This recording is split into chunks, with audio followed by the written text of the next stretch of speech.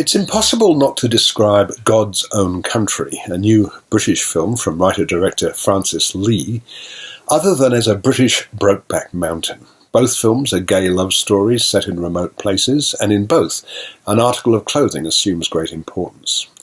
But whereas Ang Lee's film, made in 2005, starred two well-known actors and covered a fairly lengthy period of time, his near namesake's much smaller and more modest movie is cast with little-known actors and covers a much shorter period of time.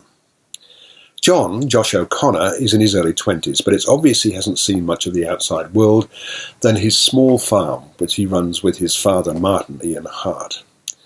He's taciturn, inarticulate and bad-tempered, but the latter trait has probably been exacerbated since his mother walked out on them and his father suffered a stroke that has left him partly crippled. John's grandmother, Deirdre Gemma Jones, a tough old bird with a harshly condemnatory attitude, lives with them and does the cooking and cleaning.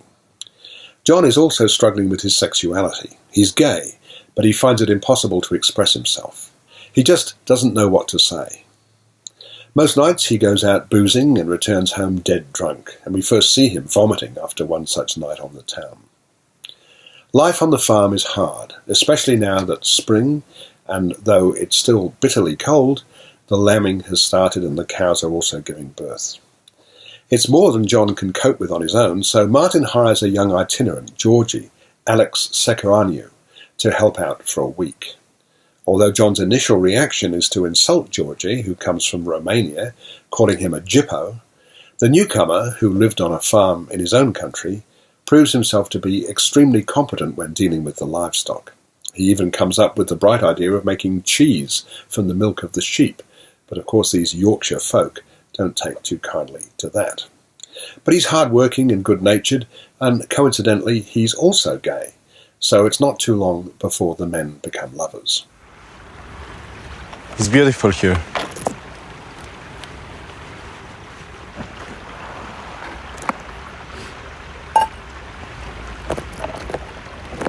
When I was a kid, I thought I would never leave my farm. It's beautiful here, but lonely, you know?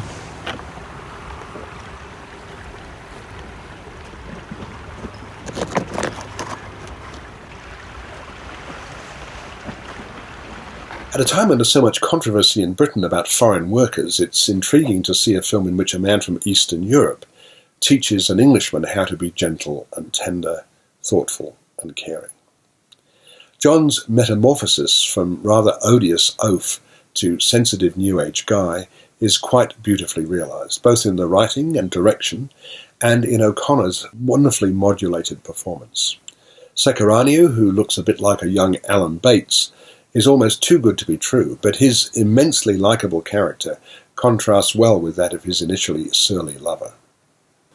The setting of the isolated muddy farm with the lights of a nearby town invitingly close is beautifully captured by Joshua James Richards' camera, and the home movies of the good old days of farming that screen during the end credits remind us of how in the past the role of the farmer was so often romanticised. I'm giving God's Own Country 4 stars.